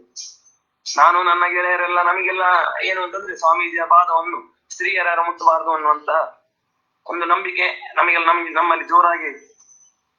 ನಾವು ಹೇಳ್ತಾ ಇದ್ವಿ, ಯಾರು ಸ್ವಾಮೀಜಿಯ ಪಾದ ಮುಟ್ಟಬೇಡಿ, ಯಾರು ಮುಟ್ಟಬೇಡಿ, ಎಲ್ಲ ದೂರ ಹೋಗಿ, ಸ್ವಾಮೀಜಿಯ ಪಾದ ಮುಟ್ಟಬಾರ್ದು, ಹೆಂಗಸ ಯಾರು ಮುಟ್ಟಬಾರ್ದು ಅಂತ ನಾವು ಹೇಳ್ತಾ ಇದ್ವಿ. ತಕ್ಷಣ ಸ್ವಾಮೀಜಿ ನನ್ನ ಗೆಳೆಯ ಕೈಯನ್ನು ಎಳೆದು, ನೀನ್ ಯಾಕೆ ಹಾಗೆ ಹೇಳುದು? ಎಲ್ಲರಿಗೂ ಕೂಡ ಸ್ವಾಮೀಜಿ ಅವರಿಗೆ ನನ್ನ ಪಾದವನ್ನು ಮುಟ್ಟಿದಾಗ ಅವ್ರಿಗೆ ಏನೋ ಒಂದು ಸ್ಮರಣೆ ಆಗ್ತದೆ. ನಾವು ಯಾವತ್ತೂ ಕೂಡ ಜಾತಿಯ ವಿಷಯದಲ್ಲಾಗ್ಬೋದು, ನೀವು ಹೆಂಗಸರು ನೀವು ಮುಟ್ಟಬಾರ್ದು ಅಂತ ಹೇಳಿ ನಾವು ಅವರನ್ನ ದೂರ ತಳ್ಳಿದ್ರೆ ಅಲ್ಲಿ ವೈಷಮ್ಯ ಅನ್ನುವಂಥದ್ದು ಜಾಸ್ತಿ ಆಗ್ತದೆ. ಅವರಿಗೆ ಒಂದು ಸಮಾಧಾನ ಇದೆ, ಪರವಾಗಿಲ್ಲ, ನನಗೇನು ತೊಂದರೆ ಇಲ್ಲ ಅಂತ ಹೇಳಿ ಸ್ವಾಮೀಜಿ ಎಲ್ಲರೂ ಬಂದ ಎಲ್ಲ ಜನರು ಎಲ್ಲರೂ ಕೂಡ ಸ್ವಾಮೀಜಿಯ ಪಾದವನ್ನು ಮುಟ್ಟಿ ನಮಸ್ಕಾರ ಮಾಡಿದ್ದು ಅದು ಕೂಡ ನಾನು ಮರೀಲಿಕ್ಕೆ ಸಾಧ್ಯ ಇಲ್ಲ. ಇನ್ನು ಗೌರಿಬಿದನೂರಿನಲ್ಲಿ ಮಾತ್ರ ಸ್ವಾಮೀಜಿ ರಾತ್ರಿಯ ಪೂಜೆ ಎಲ್ಲ ಆಯ್ತು. ಪೂಜೆ ಆದ ನಂತರ ಸ್ವಾಮೀಜಿ ಮಂತ್ರಾಕ್ಷತೆಯನ್ನು ಕೊಡ್ತಾ ಇದ್ರೆ, ಸ್ವಾಮೀಜಿ ಮಡಿಯಲ್ಲೇ ಇದ್ದಾರೆ. ಫಲಹಾರಕ್ಕೋಸ್ಕರ ಇನ್ನೊಮ್ಮೆ ಸ್ನಾನ ಮಾಡುವುದು ಬೇಡ ಅನ್ನುವಂತ ಕಾರಣಕ್ಕೆ ಮಡಿಯಲ್ಲಿಯೇ ದೂರದಿಂದ ಮಂತ್ರಾಕ್ಷತೆಯನ್ನು ಕೊಡ್ತಾ ಇದ್ದಾರೆ. ನಾನು ಪಕ್ಕಕ್ಕೆ ಹೋಗಿ ನಿಂತಾಗ ಸ್ವಾಮೀಜಿ ಹೇಳಿದ್ರು, ಯಾರಿಗೂ ನನ್ನನ್ನು ಮುಟ್ಲಿಕ್ಕೆ ಬಿಡ್ಬೇಡ, ನಾನು ಮಂತ್ರಾಕ್ಷತೆಯನ್ನು ಎಲ್ರಿಗೂ ಕೊಡ್ತೇನೆ, ಆಮೇಲೆ ಹೀಗೆ ಹೋಗಿ ಮಡಿಯಲ್ಲೇ ಹೋಗಿ ನಾನು ಫಲಹಾರವನ್ನು ಮಾಡ್ತೇನೆ. ನಾನು ಸ್ವಾಮೀಜಿ ಹತ್ರದಲ್ಲೇ ನಿಂತಿದ್ದೇನೆ. ಆಯ್ತು, ಬರುವ ಚಂದ್ರನೆಲ್ಲ ದೂಗ್ತಾ ಸ್ವಲ್ಪ ದೂರದಲ್ಲಿ ತಗೊಳ್ಳಿ ಅಂತ ಹೇಳಿ ಸಾವಿರಾರು ಜನ ಬಂದಿದ್ದಾರೆ. ಸಾವಿರಾರು ಜನಕ್ಕೂ ಅದನ್ನೇ ಹೇಳಿ ಆಗಿತ್ತು. ಇನ್ನೊಂದು 10-20 ಜನ ಇರುವಂತಹ ಸಂದರ್ಭಕ್ಕೆ ನಾನೇ ಸ್ವಾಮೀಜಿಯನ್ನು ಮುಟ್ಟಿಬಿಟ್ಟೆ. ನಾನು ಪಟ್ಟೆ ಮಡಿಯಲ್ಲಿದ್ದದ್ದು, ನಾನೇ ಸ್ವಾಮೀಜಿಯನ್ನು ಮುಟ್ಟಿಬಿಟ್ಟೆ. ಸ್ವಾಮೀಜಿ ಒಮ್ಮೆ ನನ್ನ ಮುಖ ನೋಡಿ, ನನ್ನ ಮುಟ್ಟಿಯನ ಅಂತಂದ್ರು. ನನಗೆ ಏನ್ ಮಾಡ್ಬೇಕು ಅಂತ ಗೊತ್ತಾಗ್ಲಿಲ್ಲ. ಸರಿ, ಸೀದಾ ಓಡಿ ಹೋಗಿ ಅಲ್ಲಿ ನನ್ನ ಕ್ಲಾಸ್ ಸಂಜೀವನ ಹತ್ರ ಹೇಳಿದೆ, ಇಲ್ಲ ಸ್ವಾಮೀಜಿ ಮೈಲಿಗೆ ಆಗಿದ್ದಾರೆ, ಸ್ವಾಮೀಜಿಯನ್ನ ಮುಟ್ಟಿದ್ದೇನೆ, ನಾನು ಮುಟ್ಟಿದ್ದು ಅಂತ ಹೇಳಿಲ್ಲ, ಸ್ವಾಮೀಜಿ ಇನ್ನೊಮ್ಮೆ ಸ್ನಾನ ಮಾಡ್ಬೇಕಂತೆ. ಸರಿ ಆಯ್ತು, ಅವನಲ್ಲಿ ಬಿಸಿನೀರು ವ್ಯವಸ್ಥೆ ಮಾಡ್ತಾ ಇದ್ದ. ಎಲ್ಲ ಮಂತ್ರಾಕ್ಷತೆ ಕೊಟ್ಟದ್ದೆಲ್ಲ ಆಯ್ತು. ಸ್ವಾಮೀಜಿ ಬರುವಾಗ ಸಂಜೀವ ಸ್ವಲ್ಪ ಸಿಟ್ಟಲ್ಲೇ ಕೇಳ್ದ ಸ್ವಾಮೀಜಿ ಹತ್ರ, ಯಾರು ಮುಟ್ಟಿದ್ದು ನಿಮ್ಮನ್ನು, ಯಾರು ಮುಟ್ಟಿದ್ದು ಹೇಳಿ ಅಂತ 2-3 ಸರಿ ಸಂಜೀವ ಕೇಳಿದ. ಸ್ವಾಮೀಜಿಗೆ ನನ್ನ ಹೆಸರು ಹೇಳಿದ್ರೆ ಎಲ್ಲಿ ನನಗೆ ಬೈತಾರೆ ಅಂತ ಹೇಳಿ ಸ್ವಾಮೀಜಿ ಹೇಳಿದ್ರು, ಯಾರೋ ನನಗೆ ಬೇಕಾದವರೇ ಮುಟ್ಟಿದ್ದು, ನೀನ್ ಯಾಕೆ ಸಿಟ್ಟು ಮಾಡ್ಕೊಳ್ತೀಯ, ನಾನ್ ತಾನೇ ಸ್ನಾನ ಮಾಡುದು ಅಂತ ಹೇಳಿ ಸಂಜೀವನ್ನ ಸುಮ್ನೆ ಹಾಕಿಸಿ ಹೋದ್ರು. ಮತ್ತೆಲ್ರಿಗೂ ಗೊತ್ತಾಯ್ತು ನಾನೇ ಮುಟ್ಟಿದ್ದು ಅಂತ ಗೊತ್ತಾಯ್ತು. ಆದ್ರೆ ಆ ಕ್ಷಣಕ್ಕೆ ಅಕಸ್ಮಾತ್ ನನ್ನ ಹೆಸರು ಏನಾದ್ರು ಸ್ವಾಮೀಜಿ ಹೇಳಿದ್ರೆ ಅಲ್ಲಿರೋರು ಎಲ್ರು ಕೂಡ ನನಗೆ ಮಂಗಳಾರತಿ ಮಾಡ್ತಾ ಇದ್ರು ಅಷ್ಟೇ. ಇದು ಸ್ವಾಮೀಜಿ ನನ್ನ ಮೇಲೆ ಕರುಣೆ ತೋರಿದ್ದು ಇನ್ನೊಂದು ರೀತಿಯಲ್ಲಿ. ಮತ್ತೆ ಆಯ್ತು, ಸಂಚಾರಗಳೆಲ್ಲ ಹೆಚ್ಚೇನು ಸಂಚಾರ ಇರ್ಲಿಲ್ಲ. ಸುಧಾಪಾಠಕ್ಕೆ ಬಂದಿದ್ದು. ಸುಧಾಪಾಠಕ್ಕೆ ಉಡುಪಿಗೆ ಬಂದಾಗ ಉಡುಪಿಯಲ್ಲಿಯೂ ಕೂಡ ನಾನು ಅಂತ ಚಿಂತನೆ ಹೇಳುವಂತಹ ವಿದ್ಯಾರ್ಥಿ ಏನಲ್ಲ. ನನ್ನ ತರಗತಿಯಲ್ಲಿ ತುಂಬಾ ಜನ ಒಳ್ಳೆಯ ವಿದ್ಯಾರ್ಥಿಗಳು, ತುಂಬಾ ಜನ ಎಲ್ಲರೂ ಕೂಡ ಫಸ್ಟ್ ರೌಂಡ್ ಚಿಂತನೆ, 2ನೇ ರೌಂಡ್ ಚಿಂತನೆ. ಸ್ವಾಮೀಜಿಗೆ ನನ್ನ ಮುಖ ನೋಡಿದಾಗ ಗೊತ್ತಾಗಿತ್ತು, ಸ್ವಾಮೀಜಿಗೆ ಇವ ಸ್ವಲ್ಪ ಪೌರೋಹಿತ್ಯಕ್ಕೆ ಸಂಬಂಧಪಟ್ಟಂತ ವಿದ್ಯಾರ್ಥಿ, ಇವನಿಗೆ ಯಾಕೆ ತೊಂದರೆ ಕೊಡುದು ಹೇಳಿ ಸ್ವಾಮೀಜಿಯು ನನಗೆ ಆವಾಗ ಬೇಕೋ ಆವಾಗ ಆಶೀರ್ವಾದ ಮಾಡ್ತಾ ಇದ್ರು ಅಷ್ಟೇ. ಮತ್ತೆ ನಮ್ಮ ತರಗತಿಯಲ್ಲಿ ಒಂದು ಸ್ಪೆಷಲ್ ರೂಲ್ ಇತ್ತು. ಏನು ಅಂತಂದ್ರೆ, ಈ ಪಾಣಿನಿಯ ವ್ಯಾಕರಣದ ಪ್ರಕಾರ ಆದಿರಂತ್ಯನ ಸಹಿತ ಮೊದಲನೇವನು ಮತ್ತೆ ಕೊನೆಯವನು ಇಬ್ರು ಬಂದ್ರೆ ಮತ್ತೆ ಎಲ್ರು ಇದ್ದ ಹಾಗೆ. ನಮ್ಮ ತರಗತಿಯಲ್ಲೂ ಅಷ್ಟೇ, ಮೊದಲನೇ ಐತ್ರೇಯ ಒಬ್ಬ ಬಂದ್ರೆ ಕೊನೆಯಲ್ಲಿ ಶಶಾಂಕ ಒಬ್ಬ ಇದ್ದಾನೆ ಅಂತಂದ್ರೆ ಇಡೀ ತರಗತಿಯ 40 ಜನ ಆ ತರಗತಿಯಲ್ಲಿ ಇದ್ದ ಹಾಗೆ. ಸ್ವಾಮೀಜಿ ಕೇಳ್ತಾ ಇದ್ದದ್ದು ಹಾಗೆ, ಐತ್ರೇಯ ಅಸ್ಮಿ, ಶಶಾಂಕ ಬರ್ತದೇನಾ, ಅಸ್ಮಿ ಸ್ವಾಮಿ. ಹಾಗಾದ್ರೆ ಎಲ್ರು ಇದ್ದಾರೆ ಅಂತ ಅರ್ಥ. ಇನ್ನು 38 ಜನ ಅಂತ ಹೆಸರು ಕರಿಬೇಕು ಅಂತೇನು ಇರ್ಲಿಲ್ಲ. ಆದ್ರೆ ಈ ರೀತಿಯಾಗಿ ಪಾಠಗಳು ನಡೀತಾ ಇತ್ತು, ಪಾಠಗಳಿಗೆ ಒಂದು ಹೋಗ್ತಾ ಇದ್ದೆ. ಆದ್ರೆ ನನಗೆ ಒಂದು ಖುಷಿಯಾದದ್ದು ಅಂತಂದ್ರೆ, ಇನ್ನು ಈ ಸುಧಾ ಪಾಠದ ಸಮಯದಲ್ಲಿಯೇ ನಾನು ಉಡುಪಿಯಲ್ಲಿ ನಾವು ಪೌರೋಹಿತ್ಯಕ್ಕೆ ನಾವು ಜಾಸ್ತಿ ಹೋಗ್ತಾ ಇದ್ವಿ. ಪಾಠಕ್ಕೆ ತಪ್ಪಿಸ್ತಾ ಇರ್ಲಿಲ್ಲ, ಆದ್ರೆ ಮಧ್ಯಾಹ್ನ ಪಾಠ ಇದ್ದಿದ್ರಿಂದಾಗಿ ಮಧ್ಯಾಹ್ನ ಪಾಠಕ್ಕೆ ಸರಿಯಾಗಿ ಹೋಗ್ತಾ ಇದ್ವಿ. ಬೆಳಗಿನ ಹೊತ್ತಲ್ಲಿ ಒಂದಿನ ಏನಾಯ್ತು ಅಂತಂದ್ರೆ, ಸ್ವಾಮೀಜಿ ಹಿಂದಿನ ರಾತ್ರಿ ಹೇಳಿದ್ರು, ಇಲ್ಲ ನಾಳೆ ನಾನು ಬೆಳಿಗ್ಗೆ ಬೇಗ ಪೂಜೆ ಮುಗಿಸಿ ಬೆಳಿಗ್ಗೆ ಪಾಠ ಮಾಡ್ತೇನೆ. ನಾನೇನ್ ಮಾಡಿದ್ದೇನೆ ಅಂತಂದ್ರೆ, ನನಗೆ ಹೇಗೂ ಬೆಳಿಗ್ಗೆ ಪಾಠ ಇಲ್ಲಲ್ಲ, ಸೊ ನನ್ನ ತರಗತಿಯಲ್ಲಿರೋ ಒಂದಷ್ಟು ಜನಕ್ಕೆ, ಒಂದು 20-25 ಜನಕ್ಕೆ ಪೌರೋಹಿತ್ಯಕ್ಕೆ ಹೇಳಿಬಿಟ್ಟಿದ್ದೇನೆ. ಮಾರನೇ ದಿನಕ್ಕೆ ಒಂದು ಅವತ್ತು ಸುಬ್ರಹ್ಮಣ್ಯ ಷಷ್ಠಿಯ ನಾಗಪಂಚಮಿ ಆ ಸಮಯದಲ್ಲಿ ತುಂಬಾ ಜನಕ್ಕೆ ಎಲ್ರಿಗೂ ಕೂಡ ಪೌರೋಹಿತ್ಯಕ್ಕೆ ನೀನು ಇಲ್ಲಿಗೆ ಹೋಮಕ್ಕೆ ಹೋಗು, ಇಲ್ಲಿಗೆ ಹೋಮಕ್ಕೆ ಹೋಗು ಅಂತ ಎಲ್ರಿಗೂ ಹೇಳಿದ್ದಾಗಿತ್ತು. ಸ್ವಾಮೀಜಿ ಇಲ್ಲ ನಾಳೆ ಬೆಳಿಗ್ಗೆನೆ ಪಾಠ. ಎಲ್ರು ಹೇಳಿದ್ರು, ದಿನಾಂಕ ನಾನು ಬರುದಿಲ್ಲ. ನಾನು ವಹಿಸ್ಕೊಂಡಾಗಿದ್ದೆ, ಎಂತ ಮಾಡೋದು ಅಂತ ಗೊತ್ತಾಗಿಲ್ಲ. ಸೀದಾ ಸ್ವಾಮೀಜಿ ಹತ್ರ ಹೋದೆ, ಸ್ವಾಮೀಜಿ ದಯವಿಟ್ಟು ಹೀಗೆ ಮಾಡಬೇಡಿ, ನಾಳೆ ಒಂದು ಬೆಳಿಗ್ಗೆ ಪಾಠ ಮಾಡಬೇಡಿ, ನಾಳೆ ನೀವು ಮಧ್ಯಾಹ್ನದ ಮೇಲೆ ಪಾಠ ಮಾಡಿ ಸ್ವಾಮೀಜಿ. ಯಾಕೆಂದ್ರೆ ನಾನು ಒಂದಷ್ಟು ಪೌರೋಹಿತ್ಯ ವಹಿಸ್ಕೊಂಡಿದ್ದೇನೆ, ಎಂತ ಮಾಡ್ಬೇಕು ಅಂತ ಗೊತ್ತಿಲ್ಲ. ಇಡೀ ಕ್ಲಾಸ್ ಅವ್ರಿಗೆಲ್ಲರನ್ನು ಜನ ಮಾಡಿ ನಾನು ಇಲ್ಲಿ ಪೌರೋಹಿತ್ಯಕ್ಕೆ ಹೋಗಿ ಅಂತ ಹೇಳಿದ್ದೇನೆ. ಈ ಟೈಮಲ್ಲಿ ನೀವು ಬೆಳಿಗ್ಗೆ ಪಾಠ ಮಾಡ್ತೇನೆ ಅಂತಂದ್ರೆ ಎಲ್ರು ನನಗೆ ಹೊಡಿತಾರೆ ಅಂತಂದೆ. ಸ್ವಾಮೀಜಿ ಹೌದಾ, ಸರಿ ಆಯ್ತು, ಹಾಗಾದ್ರೆ ತೊಂದ್ರೆ ಇಲ್ಲ, ನಾನು ನಿಧಾನಕ್ಕೆ ಪೂಜೆ ಮಾಡ್ತೇನೆ. ಆದ್ರೆ ಮಧ್ಯಾಹ್ನ 12 ಗಂಟೆಗೆ ಮಾತ್ರ ಎಲ್ರು ಬಡಿಸ್ಲಿಕ್ಕೆ ಎಲ್ರು ಇರ್ಬೇಕು, ಆ ವ್ಯವಸ್ಥೆ ನೀನು ಮಾಡ್ಬೇಕು ಅಂತಂದ್ರು. ಸ್ವಾಮೀಜಿ ಅಷ್ಟು ಆಶೀರ್ವಾದ ಮಾಡಿದ್ರು ಅಂತೇಳಿ ಎಲ್ರಿಗೂ ವ್ಯವಸ್ಥೆ ಮಾಡಿ ಅಲ್ಲಿಂದ ಪೌರೋಹಿತ್ಯಕ್ಕೆ ಕಳಿಸಿದ್ದು ಆಯ್ತು. ಪೌರೋಹಿತ್ಯಕ್ಕೋಸ್ಕರ ಪಾಠವನ್ನು ಬದಲಿಸಿದ್ದು ನಾನೇ ಇರ್ಬೋದು ಅನ್ನೋಕ್ಕಿಂತ ಸ್ವಾಮೀಜಿ ನಾನು ಹೊಡೆಸ್ಕೊಳ್ಬಾರ್ದು ಅನ್ನೋ ಕಾರಣಕ್ಕೆ ಸ್ವಾಮೀಜಿ ಆಶೀರ್ವಾದ ಮಾಡಿದ್ದಿರ್ಬೋದು. ಮತ್ತೆ ಇನ್ನೊಂದು ಒಂಥರ ಕಹಿ ಘಟನೆ ಇರ್ಬೋದು, ಒಂಥರ ಸ್ವಾಮೀಜಿಯ ಉದಾರತೆ ಇರ್ಬೋದು. ಒಮ್ಮೆ ಉಡುಪಿಯಲ್ಲಿ 72 ಕುಂಡಗಳಲ್ಲಿ ಮಹಾಮಂತ್ರಗಳ ಹೋಮ, ಹಾಗೆ 10 ಕುಂಡದಲ್ಲಿ ಹೋಮಾನ ಮಂತ್ರ ಹೋಮ, ಇದೆಲ್ಲ ವ್ಯವಸ್ಥೆ ಆಗಿತ್ತು 3 ದಿನಗಳ ಕಾಲ. ಅದೇ ಸಮಯಕ್ಕೆ ನನ್ನ ತರಗತಿಯ ಒಬ್ಬನ ಮದುವೆ. ಆ ಮದುವೆಗೆ ಹೋಗ್ಬೇಕು ಎಲ್ರು. ಅವನು ಇಡೀ ಕ್ಲಾಸ್ ಅವರಿಗೆ ಹೇಳಿದ್ದ. ಅವನು ತುಂಬಾ ಬೇಸರನು ಮಾಡ್ಕೊಂಡ, ಅಯ್ಯೋ ಈ ಸರಿಯಾಗಿ ಸ್ವಾಮೀಜಿಯ ಹೋಮದ ಸಮಯಕ್ಕೆ ಈ ರೀತಿಯಾಗಿ ತೊಂದರೆ ಆಯ್ತಲ್ಲ ಅಂತ ಒಂದು ಬೇಸರನು ಆಗಿತ್ತು ಅವನಿಗೆ. ಸರಿ, ನಾ ಹೇಳಿದೆ ನಾವು ಬರ್ತೇವೆ, ನಾವೊಂದು 5 ಜನ ಬರ್ತೇವೆ, ನೋಡ್ ಸ್ವಾಮೀಜಿ ಗೊತ್ತಾಗುದಿಲ್ಲ, ನಾವು ಹೋಗ್ತೇವೆ ಅಂತೇಳಿ. ಸರಿ ಆಯ್ತು, ನಾವು ಒಂದಿನ ಅಲ್ಲಿದ್ವಿ. 2ನೇ-3ನೇ ದಿನಕ್ಕೆ ನಾವು ಮದುವೆಗೆ ಹೋಗಿ ಆಯ್ತು. ಇಲ್ಲಿ ಸ್ವಾಮೀಜಿಗೆ ಕಂಪ್ಲೇಂಟ್ ಹೋಯ್ತು ನನ್ನ ಸಹಪಾಠಿಗಳಿಂದ. ಆ ಸಮಯದಲ್ಲಿ ಅದೆಲ್ಲ ಸರಿ, ಈಗ ಆ ಸಮಯಕ್ಕೆ ಅದು ನಮಗೆ ಕೋಪ ಬಂದಿರ್ಬೋದು. ಈಗ ಯೋಚನೆ ಮಾಡುವಾಗ ಅದೊಂಥರ ಆ ವಿದ್ಯಾರ್ಥಿ ಜೀವನದಲ್ಲಿ ಅದೆಲ್ಲ ಇರ್ಬೇಕು ಅಂತ ಹೇಳಿ ಅನಿಸ್ತದೆ. ಸಹಪಾಠಿಗಳೆಲ್ಲ ಕಂಪ್ಲೇಂಟ್ ಮಾಡಿದ್ರು ಸ್ವಾಮೀಜಿ ಹತ್ರ. ಸ್ವಾಮೀಜಿ ನೋಡಿ, ನಿಮ್ಮ ಹತ್ರ ಪರ್ಮಿಷನ್ ತಗೊಂಡಿಲ್ಲ, ಹಾಗೆ ಹೋದ್ರು, ಅವರು ಸುಧಾ ಪಾಠಕ್ಕೆ ಯೋಗ್ಯತೆನೇ ಇಲ್ಲ ಅವರಿಗೆ, ಅವರನ್ನೆಲ್ಲ ತೆಗೆದು ಹಾಕ್ಬೇಕು, ಈ ರೀತಿ ಎಲ್ಲ ಆಯ್ತು. ಸ್ವಾಮೀಜಿ ಸಿಟ್ಟು ಬಂದಾಗ ಮಾಡಿದ್ರು, ಹೌದಾ ಬರ್ಲಿ, ಅವ್ರು ಬಂದ್ಮೇಲೆ ನಾನು ಅವ್ರಿಗೆ ಕಠಿಣ ಶಿಕ್ಷೆ ಕೊಡ್ತೇನೆ, ಅವ್ರಿಗೂ ಕೂಡ ಸುಮ್ಮನೆ ಇರ್ಲಿಕ್ಕೆ ಬಿಡುದಿಲ್ಲ, ಎಲ್ರಿಗೂ ಕಠಿಣ ಶಿಕ್ಷೆ ಕೊಡ್ತೇನೆ. ನನಗೆ ಉಡುಪಿಯಿಂದ ಫೋನ್ ಬಂತು, ಶಶಾಂಕ ಈ ತರ ಸ್ವಾಮೀಜಿ ತುಂಬಾ ಸಿಟ್ಟಾಗಿದ್ದಾರೆ, ನಿಮ್ಮನೆಲ್ಲ ತೆಗೆದು ಹಾಕ್ತಾರಂತೆ ಅಂತೇಳಿ ಅದು ಬಂತು. ಹಂಗೆ ರಾತ್ರಿ ನಿದ್ರೆ ಬರುದಿಲ್ಲ. ನಿದ್ರೆ ಯಾಕೆ ಅಂತಂದ್ರೆ 12 ವರ್ಷ ತನಕ ಬಂದು ಸ್ವಾಮೀಜಿ ತೆಗೆದು ಹಾಕಿದ್ರೆ ಸುಧಾ ಮಾಡಿದೆ, ಇನ್ 12 ವರ್ಷ ಓದಿದ್ದು ವ್ಯರ್ಥ ಆಗುದಿಲ್ಲ. ಒಂದು ಸುಧಾ ಶಾಲು ಹೆಗಲ ಮೇಲೆ ಬೀಳ್ಲಿಲ್ಲ ಅಂತಂದ್ರೆ ನಾನು ಇಷ್ಟು ವರ್ಷ ಓದಿದ್ದು ವ್ಯರ್ಥ ಅಲ್ವಾ ಅಂತ ಹೇಳಿ ಬಹಳ ಬೇಸರ ಆಯ್ತು. ಸರಿಯಾಗಿ ನಿದ್ರೆನೂ ಬರ್ಲಿಲ್ಲ. ಮನೆಗೆ ಬಂದಿದ್ದೆ, ಬೆಳಿಗ್ಗೆ 4:15 ಎದ್ದು ಸ್ನಾನ ಎಲ್ಲ ಮುಗಿಸಿ ಅವತ್ತಿನ ಸಂಧ್ಯಾ ವಂದನೆ ಒಂದು ಮುಗಿಸಿ ಬೆಳಿಗ್ಗೆ ಬೇಗದ ಬಸ್ಸಲ್ಲಿ ಉಡುಪಿಗೆ ಹೊರಟೆ. ಉಡುಪಿಗೆ ಹೋಗೋದಿಗೆ 11:15 ಆಯ್ತು. ಸ್ವಾಮೀಜಿ ಚೌಕಿಯಲ್ಲಿ ಊಟ ಕೂತಿದ್ರು. ಇನ್ನೆಂತ ಮಾಡುದು, ಚೌಕಿಗೆ ನಾವಂತೂ ಹೋಗ್ಲಿಕ್ಕೆ ಆಗೋದಿಲ್ಲ. ಇಲ್ಲಿ ನಮ್ಮ ಬಡಗು ಮಳಿಗೆಯಲ್ಲಿ ಸ್ವಾಮೀಜಿ ಬರ್ಲಿಕ್ಕೋಸ್ಕರ ಕಾಯ್ತಾ ಇದ್ದೆ. ಊಟ ಎಲ್ಲ ಮುಗಿತು, ಸ್ವಾಮೀಜಿನೂ ಬಂದ್ರು. ಸ್ವಾಮೀಜಿ ಬಂದು ನನ್ನನ್ನು ನೋಡಿ, ನೀವೆಲ್ಲ ಪೌರೋಹಿತ್ಯ ವಿದ್ಯಾರ್ಥಿಗಳು, ಇಂಥ ದೊಡ್ಡ ಹೋಮ ಆಗ್ಲಿಕ್ಕೆ ನೀವ್ ಇರ್ಬೇಕಲ್ಲ ಅಂತ ಹೇಳಿ ಅಷ್ಟೇ ಹೇಳಿ ಸೀದಾ ಅವ್ರ ರೂಮಿಗೆ ಹೋಗ್ಬೇಕು. ನಾನು ಹಿಂದೆ ಹೋದೆ, ಸ್ವಾಮೀಜಿ ಹತ್ರ ಹೋದೆ. ಸ್ವಾಮೀಜಿ ತಪ್ಪಾಯ್ತು ಸ್ವಾಮೀಜಿ, ಕ್ಷಮಿಸಿ. ಹಾಗಲ್ಲ, ನಾನು ನಿಮ್ಮ ಮೇಲೆ ಎಂತ ಕೋಪ ಎಂತ ಇಲ್ಲ, ನೀವು ಪೌರೋಹಿತ್ಯ ವಿದ್ಯಾರ್ಥಿಗಳು, ಪೌರೋಹಿತ್ಯ ಸಮಾರಂಭಕ್ಕೆ ನೀವೇ ಇರ್ಲಿಲ್ಲ ಅಂತಂದ್ರೆ ಹಿಂಗಾರು ಇರ್ತಾರೆ ಅಂತಂದ್ರು. ಸರಿ ಸ್ವಾಮೀಜಿ, ಯಾರೋ ಹೇಳಿದ್ರು ಸ್ವಾಮೀಜಿ ಶಿಕ್ಷೆ ಕೊಡ್ತಾರೆ ಸ್ವಾಮೀಜಿ, ಸುಧಾದಿಂದ ಕಳಿಸ್ತಾರಂತೆ, ಕಪಾಟ ಸಂಪೂರ್ಣ ಮಾಡುವುದಿಲ್ಲ, ಮಂಗಳ ಮಾಡುವುದಿಲ್ಲ ಅಂತೆ, ನಮ್ಮನ್ನೆಲ್ಲ ಕಳಿಸ್ತಾರೆ ಅಂತ. ಸ್ವಾಮೀಜಿ ತೆಗ್ದವಾಗಿ ಒಂದೇ ಹೇಳಿದ್ರು, ನಾನು ಹೇಳಿದ್ನ ಯಾರ್ಯಾರು ಹೇಳೋದನ್ನ ನೀನ್ ಎಂತಕ್ಕೆ ಕೇಳ್ತೀಯ? ಊಟ ಮಾಡಿದ್ಯಾ? ಇಲ್ಲಲ್ವಾ, ಹೋಗಿ ಊಟ ಮಾಡು, 2 ಗಂಟೆಗೆ ಪಾಠ ಇದೆ, 2 ಗಂಟೆಗೆ ಪಾಠಕ್ಕೆ ಬಾ ಅಂತ ಹೇಳಿ ಸ್ವಾಮೀಜಿ ಬಹಳ ಆಶೀರ್ವಾದ ಮಾಡಿ ಕಳ್ಸಿದ್ದು. ಸ್ವಾಮೀಜಿ ಯಾವತ್ತೂ ಕೂಡ ಹಸಿವಿನಲ್ಲಿ ಇರ್ಲಿಕ್ಕೆ ಬಿಡ್ತಾ ಇರಲಿಲ್ಲ. ನನ್ನ ಮುಖ ನೋಡಿದ್ರೆ ಅವ್ರಿಗೆ ಅನಿಸ್ತವೇನ, ಇವನಿಗೆ ಒಂದು ಇವೊಂದು ಊಟ ಆಗ್ಲಿಲ್ಲ, ಇವನ್ ಊಟ ಕಳಿಸುವ ಅಂತ ಹೇಳಿ, ಸ್ವಾಮೀಜಿ ನೀನು ಊಟಕ್ಕೆ ಹೋಗಿ ಊಟ ಮಾಡಿ 2 ಗಂಟೆಗೆ ಪಾಠಕ್ಕೆ ಬರಬೇಕು ಅಂತ ಹೇಳಿ ನನ್ನ ಮೇಲೆ ಆಶೀರ್ವಾದವನ್ನು ಮಾಡಿತ್ತು. ಮತ್ತೆ ಇನ್ನು ನನ್ನ ಊರಿನ ವಿಷಯಕ್ಕೆ ಬಂದಾಗ ಒಂದು ಅದ್ಭುತವಾದಂತಹ ಘಟನೆ ನಮ್ಮ ಊರಿನಲ್ಲಿ ನಡೆದಿದೆ. ಒಮ್ಮೆ ಒಂದು ಗಂಡ ಹೆಂಡತಿ, ಅವ್ರಿಗೆ 2 ಹೆಣ್ಣು ಮಕ್ಕಳು, ಒಕ್ಕಲಿಗ ಸಮುದಾಯದವರು ಇರ್ಬೋದು, ಸಮುದಾಯ ಯಾವ್ದಾದ್ರೆ ಒಟ್ಟು ವಿಷಯ ಮುಖ್ಯ ಆಗ್ತದೆ. ಸ್ವಾಮೀಜಿಯ ಬಳಿ ಯಾರೋ ಅವರಿಗೆ 2 ಹೆಣ್ಮಕ್ಳು, 25-26 ವರ್ಷದವರು, ಇಬ್ರು ಸ್ವಲ್ಪ ನೋಡ್ಲಿಕ್ಕೆ ಅಕ್ಕ ತಂಗಿ ಇಬ್ರು ಒಂದೇ ತರ ಇದ್ರು. ಯಾರೋ ಹೇಳಿದ್ರು, ಇಲ್ಲ ತುಂಬಾ ವರ್ಷದಿಂದ ನಾನು ಹುಡುಗ ಹುಡುಕ್ತಾ ಇದ್ದೇನೆ, ಯಾವ್ದು ಕೂಡ ಸೆಟ್ ಆಗ್ತಾ ಇಲ್ಲ, ಎಂತ ಮಾಡೋದು ಗೊತ್ತಾಗ್ಲಿಲ್ಲ ಅಂತ ಹೇಳಿದಾಗ, ಯಾರೋ ಇಲ್ಲ ಪೇಜಾವರ ಸ್ವಾಮೀಜಿ ಇದ್ದಾರೆ, ಅವ್ರ ಹತ್ರ ಹೋಗಿ ಒಮ್ಮೆ ಮಂತ್ರಾಕ್ಷತೆ ತಗೊಳ್ಳಿ, ಅವ್ರು ಮಂತ್ರಾಕ್ಷತೆ ಕೊಟ್ರೆ ನಿಮ್ಗೆ ಗ್ಯಾರಂಟಿ ಮದುವೆ ಆಗ್ತದೆ ಅಂತ ಯಾರೋ ಅವ್ರ ಹತ್ರ ಹೇಳಿದ್ರು. ಸೀದಾ ಅವ್ರು ಬಂದ್ರು, ಅವರು ಪೇಜಾವರ ಸ್ವಾಮೀಜಿ ಹತ್ರ ಅಪ್ಪ ಅಮ್ಮ 2 ಹೆಣ್ಣು ಮಕ್ಳು ಬಂದ್ರು.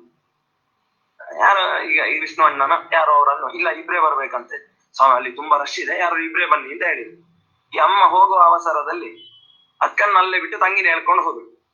ತಂಗಿನ ಹೇಳ್ಕೊಂಡು ಅಮ್ಮ, ತಂಗಿ ಯಾರು ಬಂದದ್ದು ಅಂತ ಅಮ್ಮನ ನೋಡ್ಲಿಲ್ಲ, ತಂಗಿನ ಅಕ್ಕನ ಅಂತ ನೋಡ್ಲಿಲ್ಲ. ಸ್ವಾಮೀಜಿ ನನ್ನ ಮಗಳಿಗೆ ಮದುವೆ ಆಗ್ತಾ ಇಲ್ಲ, ನೀವು ದಯವಿಟ್ಟು ಮಂತ್ರಾಕ್ಷತೆ ಕೊಡಿ, ನೀವು ದಯವಿಟ್ಟು ಆಶೀರ್ವಾದ ಮಾಡಿ ಅಂತ ಹೇಳಿ ಅವ್ರಿಗೆ ನಮಸ್ಕಾರ ಮಾಡಿದ್ರು. ತಂಗಿ ಹೋದ್ರೆ ಅವಳು ಮಂತ್ರಾಕ್ಷತೆ ಹೇಳಿದ್ರು, ತಂಗಿನೂ ಎಂತ ಮಾತಾಡಿಲ್ಲ, ಮಂತ್ರಾಕ್ಷತೆ ಹೇಳಿದ್ರು. ಸ್ವಾಮೀಜಿ ಮಂತ್ರಾಕ್ಷತೆ ಏನೋ ಜಪ ಮಾಡಿ ಮಂತ್ರಾಕ್ಷತೆ ತಂಗಿ ಕೈಲಿ ಕೊಟ್ರು. ಹೊರಗೆ ಬಂದು ನೋಡಿದಾಗ ಅಮ್ಮನಿಗೆ ಗೊತ್ತಾಯ್ತು, ಇದು ತುಂಬಾ ತೊಂದರೆ ಆಯ್ತಲ್ಲ, ಇದು ನಾನು ಅಕ್ಕನನ್ನು ಕರ್ಕೊಂಡು ಹೋಗ್ಬೇಕಿತ್ತು, ತಂಗಿಯನ್ನು ಕರ್ಕೊಂಡು ಹೋಗ್ಬೇಕಲ್ಲ ಅಂತ ಹೇಳಿ ಯೋಚನೆ ಆಯ್ತು. ಸರಿ ಅಂತ ಹೇಳಿ ಮನೆಗೆ ಬಂದು ಕರೆಕ್ಟ್ 15 ದಿನದಲ್ಲಿ ತಂಗಿಗೆ ಮದುವೆ ಸೆಟ್ ಆಯ್ತು. ಅಕ್ಕ ಹಾಗೆ ಬಾಕಿ ಉಳಿದ್ರು. ಇದು ಕೆಲಸ ಕೇಳ್ತು ಅಂತ ಹೇಳಿ ಇವ್ರು ಮತ್ತೆ ಏನ್ ಮಾಡಿದ್ರು ಅಂತ ಮತ್ತೆ ಪೇಜಾವರ ಸ್ವಾಮಿಗಳ ಹತ್ರನೇ ಓಡೋದ್ರು. ಸ್ವಾಮೀಜಿ, ನಾವು ಲಾಸ್ಟ್ ಟೈಮ್ ಬಂದಾಗ ಈ ತರ ಒಂದು ತೊಂದರೆ ಆಗಿಬಿಟ್ಟಿದೆ, ನಾವು ತಂಗಿಯನ್ನು ಕರ್ಕೊಂಡ್ ಬಂದ್ವಿ, ತಂಗಿಗೆ ಮಂತ್ರಾಕ್ಷತೆ ಕೊಟ್ಟರೆ ಅವಳಿಗೆ ಮದುವೆ ಸೆಟ್ ಆಯ್ತು, ಅಕ್ಕನಿಗೊಂದು ಮದುವೆ ಆಗ್ಬೇಕು, ನೀವೇನಾದ್ರೂ ಆಶೀರ್ವಾದ ಮಾಡಿ ಅಂತ ಮತ್ತೆ ಅಕ್ಕನಿಗೂ ಮಂತ್ರಾಕ್ಷತೆ ಕೊಟ್ಟು ಮತ್ತೆ 15 ದಿನದಲ್ಲಿ ಮತ್ತೆ ಅಕ್ಕನಿಗೂ ಕೂಡ ಮದುವೆ ಸೆಟ್ ಆಯ್ತು. ಹಾಗೆ 1-1.5 ತಿಂಗಳಲ್ಲಿ ಅವರಿಬ್ಬರಿಗೂ ಕೂಡ ಮದುವೆ ಆಯ್ತು. ಅದು ನಮ್ಮ ಗುರುಗಳ ಜಪದ ಫಲ, ಹಾಗೆ ಅವರ ಮಂತ್ರಾಕ್ಷತೆಯ ಫಲ ಅನ್ನೋದ್ರಲ್ಲಿ ಯಾವುದೇ ರೀತಿಯಾದಂತಹ ಅನುಮಾನ ಅನ್ನುವಂಥದ್ದು ನಮ್ಮಲ್ಲಿ ಇರ್ಲಿಕ್ಕೆ ಸಾಧ್ಯವೇ ಇಲ್ಲ. ಹಾಗೆ ಗುರುಗಳು ನಮಗೆ ಇನ್ನು ಸುಧಾ ಸಮಯದಲ್ಲಿ ಆ ಕೆಲಸಕ್ಕೆ ಹೋಗ್ಬೇಕು ಅಂದಾಗ ನಾನು ಸ್ವಾಮೀಜಿ ಹತ್ರ ನಾನೇ ಹೇಳಿದ್ದೆ, ಸ್ವಾಮೀಜಿ ಬದ್ರಿಗೆ ಬೇಕಾದ್ರೆ ನಾನು ಅಲ್ಲಿ ಮ್ಯಾನೇಜರ್ ಆಗಿ ನಾನು ಹೋಗ್ತೇನೆ ಅಂತ ಹೇಳಿ 1 ವರ್ಷಗಳ ಕಾಲ ನಾನು ಬದ್ರಿಯಲ್ಲಿಯೂ ಕೂಡ ಕೆಲಸ ಮಾಡಿದೆ. ನಾವು ನಮ್ಮ ಗುರುಗಳ ಜೊತೆ ಇದ್ದಾಗ ನಮಗೆ ಗುರುಗಳ ಮಹತ್ವ ಗೊತ್ತಾಗುವುದಕ್ಕಿಂತ ನಾವು ಬೇರೆ ಸ್ಥಳಗಳಲ್ಲಿದ್ದಾಗ, ಅಂದ್ರೆ ಬೇರೆ ಮಠಗಳಿಗೆ ಹೋದಾಗ ಆಗ್ಬೋದು, ಅಥವಾ ನಾವು ಉತ್ತರ ಭಾರತದ ಯಾತ್ರೆ ಮಾಡುವಂತಹ ಸಂದರ್ಭದಲ್ಲಿ ನಮ್ಮ ಗುರುಗಳ ಮಹತ್ವ ಅನ್ನುವಂಥದ್ದು ನಮಗೆ ಅವಶ್ಯವಾಗಿ ಕಣ್ಣಿಗೆ ಕಾಣ್ತದೆ. ಅಲ್ಲಿಗೆ ನಾನು ಹರಿದ್ವಾರದಲ್ಲೂ ನಾನು ಮ್ಯಾನೇಜರ್ ಆಗಿ ಕೆಲಸ ಮಾಡಿದ್ದೆ, ನಂತರ ಬದ್ರಿಯಲ್ಲಿಯೂ ಕೂಡ 1 ವರ್ಷಗಳ ಕಾಲ ಕೆಲಸ ಮಾಡಿದ್ದೆ. ಅವಾಗಲೂ ಕೂಡ ಅಲ್ಲಿಗೆ ಬರುವಂತಹ ಭಕ್ತಾದಿಗಳು ಪೇಜಾವರ ಸ್ವಾಮಿಗಳನ್ನು, ಗುರುಗಳನ್ನು ಯಾವ ರೀತಿಯಾಗಿ ನೆನೆಸ್ಕೊಳ್ತಾ ಇದ್ರು. ಒಬ್ಬ ದೇವತಾ ಮನುಷ್ಯನೇ ಇಲ್ಲಿ ನಮಗೋಸ್ಕರ ಮಠ ಮಂದಿರಗಳನ್ನು ಕಟ್ಟಿದ್ದಾರೆ. ನಮ್ಮಂತಹ ದಕ್ಷಿಣ ಭಾರತದಿಂದ ಬರುವಂತಹ ಪ್ರತಿಯೊಬ್ಬ ವ್ಯಕ್ತಿಗಳಿಗೂ ಕೂಡ ಆಹಾರವನ್ನು ಕೊಡುವಂತಹ ಒಂದು ಮಠ ಮಂದಿರಗಳನ್ನು ಅವರಿಂದ ನಿರ್ಮಿತವಾಗಿದೆ ಅಂತ ಹೇಳಿ ಬರುವಂತಹ ಪ್ರತಿಯೊಬ್ಬ ವ್ಯಕ್ತಿಯೂ ಕೂಡ ಗುರುಗಳನ್ನು ಸ್ಮರಿಸ್ತಾರೆ. ಹಾಗೆ ಇನ್ನು ಉತ್ತರ ಭಾರತದ ಅನೇಕ ಜನರು ಕೂಡ ಅವರು ಅಲ್ಲಿ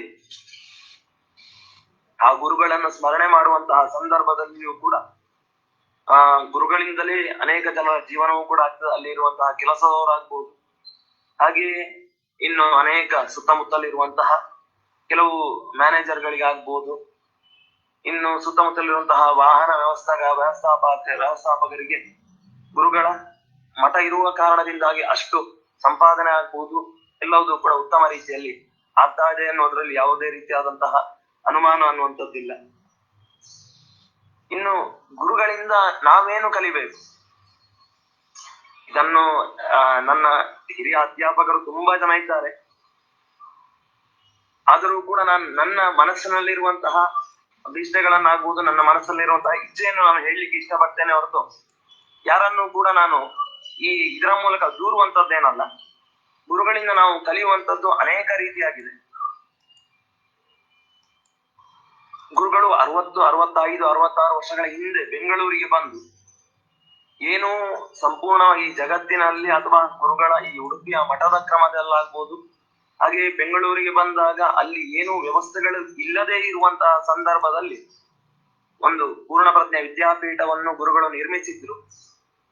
ಆ ಪೂರ್ಣಪ್ರಜ್ಞೆ ವಿದ್ಯಾಪೀಠದಿಂದಾಗಿ ಸಾವಿರಾರು ಜನ ಪಂಡಿತರಾಗ್ಬೋದು, ಸಾವಿರಾರು ಜನ ಒಳ್ಳೆಯ ವಾಗ್ಮಿಗಳು, ಅನೇಕ ರೀತಿಯಾಗಿ ಪೌರೋಹಿತ್ಯ ವಿಷಯದಲ್ಲಿ ವಿಷಯಗಳನ್ನು ತಿಳಿದುಕೊಂಡಂತಹ ವ್ಯಕ್ತಿಗಳಾಗ್ಬೋದು ಅಲ್ಲಿಂದ ಹೊರಗಡೆ ಬಂದು ಒಳ್ಳೆಯ ರೀತಿಯಲ್ಲಿ ಸಂಪಾದನೆಯನ್ನು ಕೂಡ ಎಲ್ಲರೂ ಕೂಡ ಮಾಡಿದ್ರು. ಆದ್ರೆ ಒಂದು ಖೇದಕರ ಸಂಗತಿ ಅಂತಂದ್ರೆ ಆಮೇಲೆ ಯಾರೂ ಕೂಡ ಪೇಜಾವರ ಸ್ವಾಮಿಗಳಂತೆ ಒಂದು ಉತ್ತಮವಾದಂತಹ ಒಂದು ವಿದ್ಯಾಪೀಠದ ಶೈಲಿಯಲ್ಲಿ ಆಗ್ಬೋದು ಅಥವಾ ಒಳ್ಳೆಯ ಸಂಸ್ಥೆಗಳನ್ನು ಯಾರೂ ಕೂಡ ಕಟ್ಟಲಿಕ್ಕೆ ಹೋಗ್ಲಿಲ್ಲ. ಗುರುಗಳ ಆಶೀರ್ವಾದವನ್ನು, ಗುರುಗಳ ಶಕ್ತಿಯನ್ನು ಪಡೆದುಕೊಂಡಿರುವಂತಹ ನಾವು ಕೂಡ ನಮ್ಮ ಸೇವೆಯನ್ನು ಈ ಸಮಾಜಕ್ಕೆ ಕಿಂಚಿತ್ ನಾವು ಮಾಡ್ಲೇಬೇಕಾಗಿದೆ. ಯಾಕೆ ಅಂತಂದ್ರೆ ಗುರುಗಳು ಯಾವತ್ತೂ ಕೂಡ ಸಂಪೂರ್ಣವಾಗಿ ಬ್ರಾಹ್ಮಣ ಅಂತ ಹೇಳಿ ಗುರುಗಳು ಅದರ ಜಪವನ್ನು ಮಾಡಿದ್ದು ತುಂಬಾ ಕಡಿಮೆ. ನಾವು ನೋಡಿದಂತೆ ಗುರುಗಳು ಇಡೀ ಪ್ರಪಂಚಕ್ಕೆ, ಸಮಾಜಕ್ಕೆ, ಭಾರತ ದೇಶಕ್ಕೆ ಅವರು ಗುರುಸ್ಥಾನದಲ್ಲಿದ್ದವರು, ಪ್ರತಿಯೊಬ್ಬರನ್ನೂ ಕೂಡ ಮಾರ್ಗದರ್ಶನ ಮಾಡ್ತಾ ಇದ್ದವರು. ಯಾವ ಜಾತಿಯ ವಿಷಯದಲ್ಲಿಯೂ ಕೂಡ ಅವರು ತಾರತಮ್ಯ ಮಾಡುವಂತದ್ದಾಗಿ, ಈ ಜಾತಿಯವರು ಮೇಲೆ, ಈ ಜಾತಿಯವರು ಕೆಳಗೆ ಎಂಬುದಾಗಿ ಅವರು ಜಾತಿಯ ವಿಷಯದಲ್ಲಿಯೂ ಕೂಡ ಯಾವುದೇ ರೀತಿಯಾದಂತಹ ಗಲಾಟೆಗೂ ಕೂಡ ಹೋಗದೇ ಇದ್ದವರು. ಎಲ್ಲರನ್ನೂ ಕೂಡ ಒಳ್ಳೆಯ ರೀತಿಯಲ್ಲಿ, ಒಂದೇ ರೀತಿಯಲ್ಲಿ ಆಶೀರ್ವಾದ ಮಾಡ್ತಾ ಇದ್ದಂತಹ ಗುರುಗಳಿಂದ ನಾವು ಕೂಡ ಅದನ್ನೆಲ್ಲ ಸ್ವಲ್ಪ ನಮ್ಮ ಸಮಾಜದ ಒಳಗಡೆ ನಾವು ಅದನ್ನು ಹೊರಗಡೆ ತಂದಾಗ ಗುರುಗಳ ಆತ್ಮಕ್ಕೆ ಶಾಂತಿ ಸಿಗ್ತದೆ ಅನ್ನುವಂಥದ್ದು ನನ್ನ ಒಂದು ಚಿಕ್ಕ ಅಭಿಪ್ರಾಯ. ಹಾಗೆ ಗುರುಗಳು ಅವರ ಜೀವನದುದ್ದಕ್ಕೂ ಹಿಂದೂ ಸಮಾವೇಶಗಳಲ್ಲಿ, ಹಿಂದೂ ಸಮಾರಂಭಗಳಲ್ಲಿ ತಮ್ಮ ಜೀವನವನ್ನು ಅರ್ಧಕರ್ಧ ಮುಡಿಪಾಗಿಟ್ಟಿದ್ದಾರೆ. ಹಾಗಾಗಿ ನನ್ನ ಒಂದು ಅಭಿಪ್ರಾಯ ಏನು ಅಂತಂದ್ರೆ ವಿದ್ಯಾಪೀಠದಲ್ಲಿ ಗುರುಗಳ ಬೃಂದಾವನ ಅನ್ನುವಂಥದ್ದು ನಿರ್ಮಿತವಾಗಿದೆ. ಅಂತಹ ಆ ವಿದ್ಯಾಪೀಠದಲ್ಲಿಯೇ ಒಮ್ಮೆ ಒಂದು ಬೃಹತ್ ಹಿಂದೂ ಸಮಾವೇಶ ಏನಾದ್ರೂ ಮಾಡಿದ್ರೆ ಅದರಿಂದಲೂ ಕೂಡ ಗುರುಗಳ ಆತ್ಮಕ್ಕೆ ಇನ್ನು ಶಾಂತಿ ಸಿಗ್ತದೆ, ಅವರಿಗೂ ಕೂಡ ನೆಮ್ಮದಿ ಸಿಗ್ತದೆ ಅನ್ನುವಂಥದ್ದು ನನ್ನ ಒಂದು ಅಭಿಪ್ರಾಯ.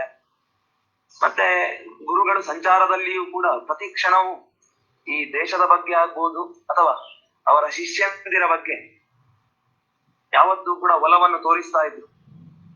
ಒಮ್ಮೆ ಸಂಚಾರದಲ್ಲಿ ನಾನು ಅವರ ಕಾರಿನಲ್ಲಿ ಕೂತ್ಕೊಂಡಾಗ ಹಿಂದ್ಗಡೆ ಇದ್ದೆ. ಸ್ವಾಮೀಜಿ ಅವರ ಕಾರಿನ ಹಿಂದೆ ಇದ್ದಂತಹ ಲೈಟ್ ಹಾಕೊಂಡು ಪಾರಾಯಣ ಮಾಡ್ತಾ ಇದ್ರು, ನಾರಾಯಣ ವರ್ಮ ಪಾರಾಯಣವನ್ನು ಮಾಡ್ತಾ ಇದ್ರು. ಆ ಪಾರಾಯಣ ಮಾಡುವಂತಹ ಸಂದರ್ಭದಲ್ಲಿ ನಾನು ಗುರುಗಳ ಹತ್ರ ಕೇಳಿದೆ, 28 ಬಾರಿ ಏನೋ ನಾರಾಯಣ ವರ್ಮ ಪಾರಾಯಣ ಮಾಡ್ತಾ ಇದ್ರು. ಗುರುಗಳ ಹತ್ರ ಕೇಳಿದೆ, ಇಷ್ಟು ರಾತ್ರಿಯಲ್ಲಿ ಇದನ್ನು ಯಾಕೆ ಪಾರಾಯಣ ಮಾಡ್ಬೇಕು, ನಾರಾಯಣ ವರ್ಮವನ್ನು ಯಾಕೆ ನಾವು ಪಠಿಸ್ಬೇಕು ಅಂತ ಕೇಳಿದಾಗ ಗುರುಗಳು ಹೇಳಿದ್ರು, ನಾರಾಯಣ ವರ್ಮದ ವಿಶೇಷತೆ ಏನು ಅಂತಂದ್ರೆ ಪ್ರತಿಯೊಬ್ಬ ವ್ಯಕ್ತಿಗೂ ಕೂಡ ಸಂಕಷ್ಟಗಳು ಬರಬಾರ್ದು. ಹಿಂದವ ಸೋದರ ಸರ್ವೇ ನ ಹಿಂದೂ ಪದ್ಯೋಪವೇತ ಅಂತ ಹೇಳಿ ಅವರು ಉದಾಹರಣೆಯನ್ನು ಕೊಟ್ಟು ಹೇಳಿದ್ರು. ನಮ್ಮ ಹಿಂದೂಗಳೆಲ್ಲರೂ ಕೂಡ ಸಹೋದರರು, ಯಾರೂ ಕೂಡ ಹಿಂದೆ ಉಳಿಬಾರ್ದು. ಹಾಗಾಗಿ ಇಡೀ ದೇಶದ ಉದ್ಧಾರಕ್ಕಾಗಿ, ಹಾಗೆಯೇ ನಮ್ಮ ಸಮಾಜದ ಉದ್ಧಾರಕ್ಕೋಸ್ಕರ, ಎಲ್ಲರಿಗೂ ಕೂಡ ಮಾನಸಿಕವಾಗಿ ನೆಮ್ಮದಿ ಬರ್ಲಿಕ್ಕೋಸ್ಕರ ಈ ನಾರಾಯಣ ವರ್ಮವನ್ನು ಪಾರಾಯಣ ಮಾಡಬೇಕು ಎಂಬುದಾಗಿ ಗುರುಗಳು ನನಗೆ ಆ ರಾತ್ರಿಯಲ್ಲಿ, ಸುಮಾರು 11 ಗಂಟೆ ರಾತ್ರಿಯಲ್ಲಿ ನನಗೆ ಅದರ ಮಹಾತ್ಮೆಯನ್ನು ಕೂಡ ತಿಳಿಸಿದ್ರು. ಅದರಿಂದ ನಾನು ಕೂಡ ನನ್ನ ಜೀವನದಲ್ಲಿ ಆ ನಾರಾಯಣ ವರ್ಮದ ಪಾರಾಯಣದಿಂದಾಗಿ ಗುರುಗಳ ಅನುಗ್ರಹವನ್ನು ಕೂಡ ಪಡೆದಿದ್ದೇನೆ. ಈ ರೀತಿಯಾಗಿ ಗುರುಗಳ ಬಗ್ಗೆ ನಾವು ಎಷ್ಟು ಹೇಳಲಿಕ್ಕೆ ಕೂಡ ಮುಗಿಯುವುದಿಲ್ಲ. ಯಾಕೆ ಅಂತಂದ್ರೆ ಅದೇ ಮೊದಲೇ ಹೇಳಿದಂತೆ ಗುರುಗಳು ಒಂದು ದೊಡ್ಡ ಕರುಣಾ ಸಮುದ್ರ. ಆ ಸಮುದ್ರದಲ್ಲಿ ನನ್ನ ಬಳಿ ಒಂದು ಲೋಟ ಇದ್ರೆ ಲೋಟದಲ್ಲಿ ನೀರು ತರಬಹುದು, ಒಂದು ಚಿಕ್ಕದೊಂದು ಪಾತ್ರೆ ಇದ್ರೆ ಪಾತ್ರೆಯಲ್ಲಿ ನೀರು ತರಬಹುದು. ಇಡೀ ಸಮುದ್ರವನ್ನೇ ಆ ಪಾತ್ರೆ ಒಳಗೆ ಹಾಕೊಳ್ಳಿಕ್ಕೆ ಆಗೋದಿಲ್ಲ. ಅದರಂತೆ ಗುರುಗಳು ಕೂಡ ಕರುಣಾ ಸಮುದ್ರ. ಅಂತಹ ಗುರುಗಳ ಬಗ್ಗೆ ನನಗೆ ತಿಳಿದಷ್ಟು ಮಟ್ಟಿಗೆ ನಾನು ಹೇಳಿದ್ದೇನೆ.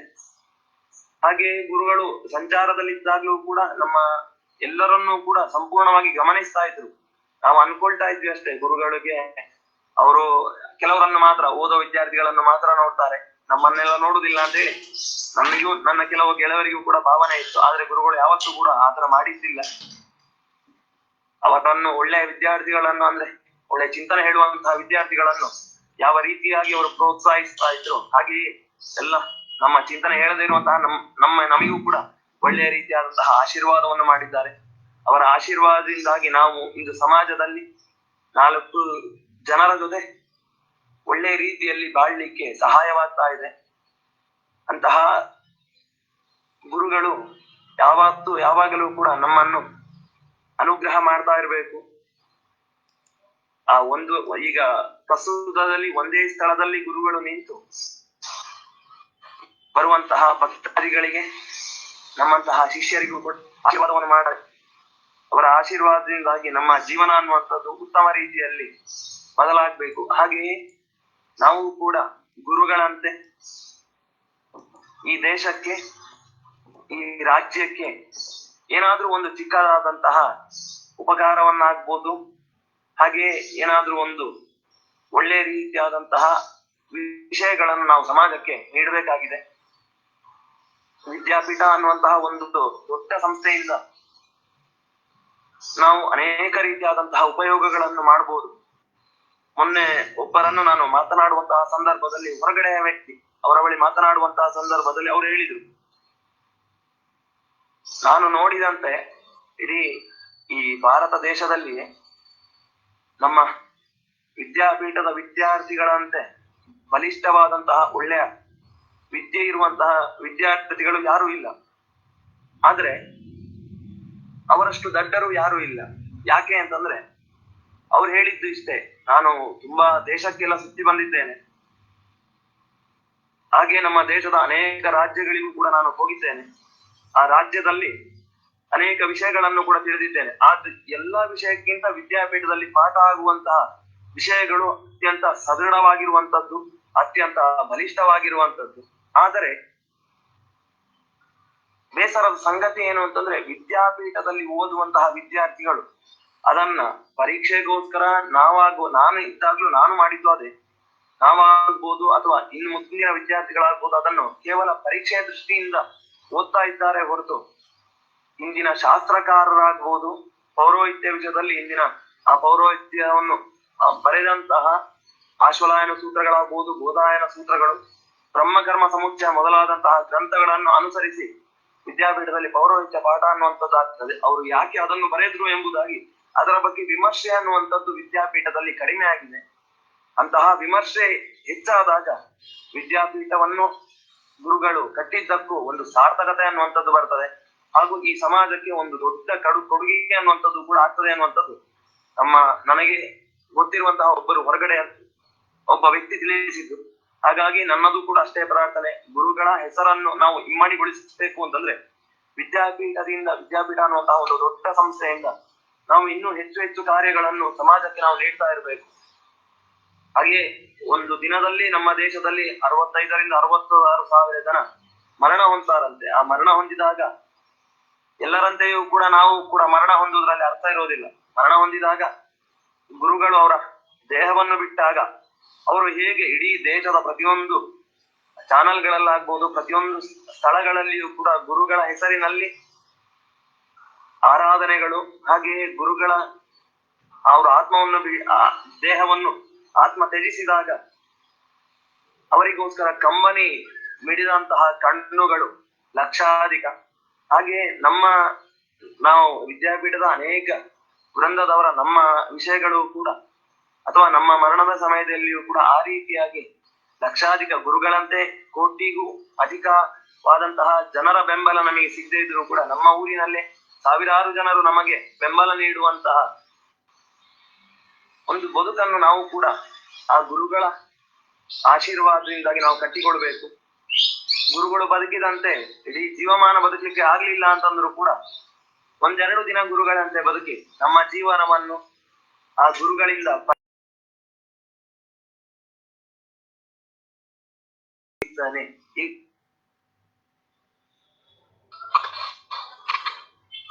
ಇದುವರೆಗೂ ಕೂಡ ವಿದ್ವಾನ್ ಶಶಾಂಕ ಕಲ್ಯಾಣಿತ್ತಾಯ ಅವರು ಶ್ರೀಪಾದಂಗಳವರ ಮಂತ್ರಾಕ್ಷತೆಯ ಪ್ರಭಾವ, ತಂಗಿಗೆ ಮೊದಲು ಮಂತ್ರಾಕ್ಷತೆ ಕೊಟ್ಟಾಗ ತಂಗಿಗೆ ಮದುವೆ ಆಯಿತು, ಅಕ್ಕನಿಗೆ ಮದುವೆ ಆಗಲೇ ಇಲ್ಲ. ಆಮೇಲೆ ಅಕ್ಕನನ್ನ ಕರ್ಕೊಂಡು ಬಂದು ಮಂತ್ರಾಕ್ಷತೆ ಕೊಡಿಸಿದಾಗ ಅಕ್ಕನಿಗೆ ಮದುವೆ ಆಯಿತು. ಇದು ಶ್ರೀಪಾದಂಗಳವರ ತಪಸ್ಸಿನ ಪ್ರಭಾವ. ಅಂಥ ಶಕ್ತಿ ಶ್ರೀಪಾದಂಗಳವರಲ್ಲಿ ಹೇಗೆ ಬಂತು ಎಂಬುದನ್ನ ಶಶಾಂಕಾಚಾರ್ಯರು ನಿರೂಪಣೆ ಮಾಡಿದರು. ರಾತ್ರಿ 10 ಗಂಟೆ ಆದ್ರೂ 11 ಗಂಟೆ ಆದ್ರೂ ಕೂಡ ತಾವು ಹಿಂದವಹ ಸೋದರ ಸರ್ವೇ, ಹಿಂದೂಗಳೆಲ್ಲರೂ ಕೂಡ ಸಹೋದರರಂತೆ ಬಾಳ್ಬೇಕು, ಉತ್ತಮವಾದ ರೀತಿಯಲ್ಲಿ ಬಾಳ್ಬೇಕು ಎಂಬುದಾಗಿ ಹೇಳಿ, ಅದಕ್ಕೋಸ್ಕರವಾಗಿಯೇ ನಾರಾಯಣ ವರ್ಮದ ಪಾರಾಯಣವನ್ನ ನಾನು ಮಾಡ್ತಾ ಇರೋದು. ಅದು ನನ್ನ ಸ್ವಾರ್ಥಕ್ಕೋಸ್ಕರವಾಗಿ ಅಲ್ಲ, ಸಮಾಜಕ್ಕೋಸ್ಕರವಾಗಿ ನಾರಾಯಣ ವರ್ಮದ ಪಾರಾಯಣವನ್ನ ನಾನು ಮಾಡ್ತಾ ಇರೋದು ಎಂಬುದಾಗಿ, ಎಲ್ಲರಿಗೂ ಕೂಡ ದಾರಿದೀಪರಾದವರು ಶ್ರೀಪಾದಂಗಳವರು ಎಂಬುದಾಗಿ ಶ್ರೀಪಾದಂಗಳವರ ವ್ಯಕ್ತಿತ್ವದ ಚಿತ್ರಣವನ್ನ